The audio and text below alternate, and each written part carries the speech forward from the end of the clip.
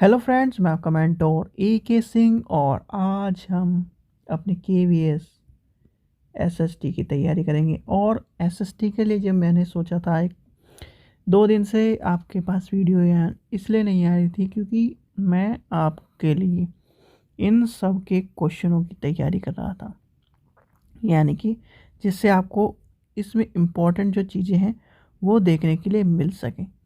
उसी की तैयारी में आपको वीडियो नहीं मिली थी और शायद ऐसा भी हो कि आपको कुछ दिन में वो वीडियो मिलनी शुरू हो जाए जिसमें से चैप्टर वाइज क्वेश्चन कराए जा रहे हैं।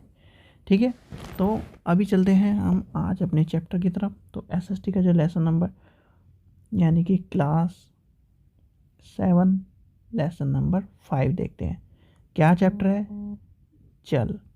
ठीक है, तो जल में आपको पता ही है कि क्या होता है। जल का सबसे इम्पोर्टेंट एक तो जल चक्र के बारे में है, यानी कि ये जो टॉपिक है इसमें इसके बारे में आपको पता होना चाहिए।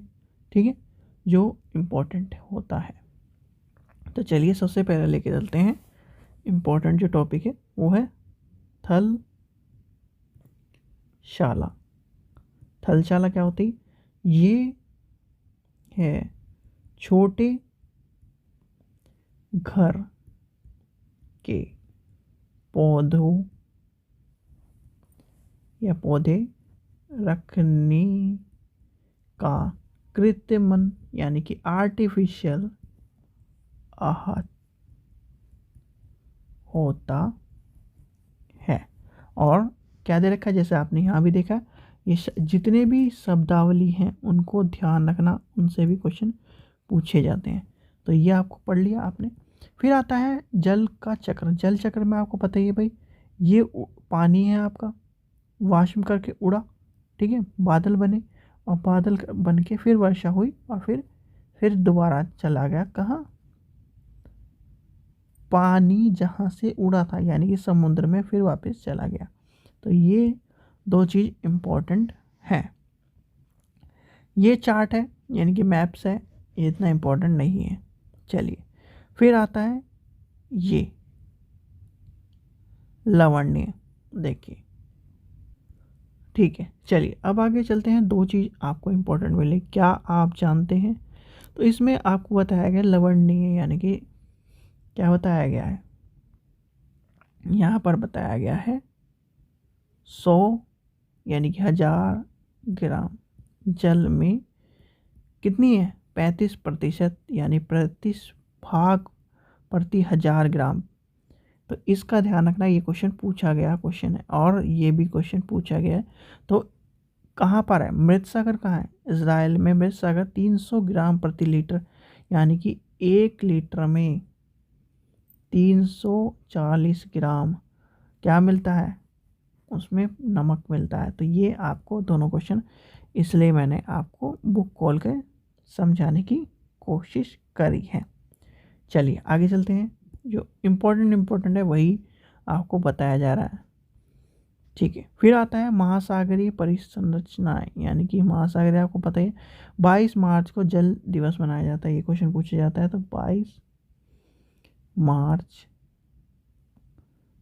विश्व जल दिवस के रूप में मनाया जाता है। ये क्वेश्चन पूछा जा सकता है। एक बार यूपी में भी क्वेश्चन पूछा गया था, इसलिए आप ध्यान रखना, ज्योग्राफी में ये क्वेश्चन पूछा गया था। ठीक है, समुद्री तल पर नंगे पैर चलने से कुछ आपको पता ही है कि आप जब कुछ टाइम हाथ को पानी में डालिए और पानी में डालने के बाद आपके हाथ ऐसे हो जाएंगे उबड़ खाबड़ से, यानी कि जो सॉफ्ट स्किन है वो लवण्य हो जाएगी। क्यों हो जाती है? क्योंकि उसमें नमक की मात्रा होती है। फिर आता है तरंगे। तरंगे क्या होती है? तरंगे जब महासागर में लहरें उठती हैं और गिरती हैं, यानी कि ऊपर जल जाता है नीचे जाता है, वो होती हैं लहरें।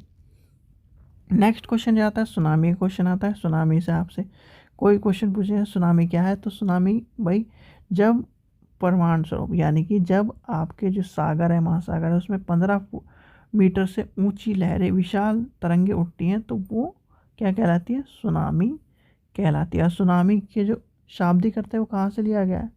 देखिए, ये आपको मिला है। क्या आप जानते हैं? सुनामी जापानी शब्द है। ये भी क्वेश्चन पूछा गया है, तो याद रखना जापानी शब्द है सुनामी। चलिए, इससे आपका टॉपिक यानी कि इस जो बुक्स के आपका और लिखवाने का जो टॉपिक है वो इसी लिए करा गया है क्योंकि आपका सब्जेक्ट थोड़ा सा टाइम ले रहा है और टाइम मुझे देना नहीं है क्योंकि टाइम है कम। मुझे जो इम्पोर्टेंट चीज़ है वही आपको बतानी है। टाइम इसलिए मैं दे रहा हूँ भाई, जो फालतू का टाइम है वो बचाना भी तो है हमें, इसलिए हमें टाइम और चीज़ों में नहीं देना, इम्पोर्टेंट चीज़ों में दे रहा है। फिर आता है ज्वार भाटा। ज्वार भाटा आपको ये पता होना चाहिए, ज्वार भाटा एक क्वेश्चन पूछा जाता है।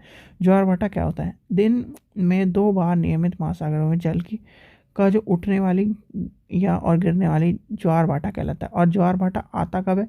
ये पूछा जाता है सूर्य एवं चंद्र की शक्ति के गुरुत्वाकर्षण के बल के कारण, यानी कि सौर मुंद इस सूर्य एवं चंद्रमा की शक्तिशाली गुरुत्वाकर्षण के कारण बल के कारण पृथ्वी की सतह पर ज्वार भाटे आते हैं तथा जब जल की चंद्रमा के निकट होता है, यानी कि जब जल चंद्रमा के निकट होता है तब आता है ज्वार भाटा। आपसे एक क्वेश्चन पूछा जाता है और ये क्वेश्चन सीटेट में एक बार पूछा गया है।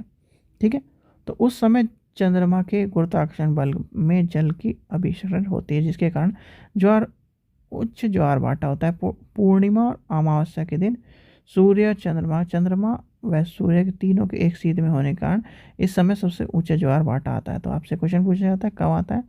पूर्णिमा और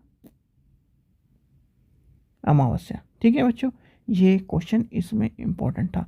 अब चलिए और देखते हैं कोई क्वेश्चन है तो। महासागरीय धारा इम्पोर्टेंट नहीं है तो हमारे लिए महासागरीय धारा भी इम्पोर्टेंट नहीं है। ठीक है, तो ये क्वेश्चन यानी देखिए, इससे इस जो बुक के साथ आपको पढ़ाया जा रहा है उससे आपको चीज़ें सामने दिख भी रही है और चैप्टर भी आपका 7 मिनट में ख़त्म हो चुका है। ठीक है बच्चों, चलिए आगे चलते हैं।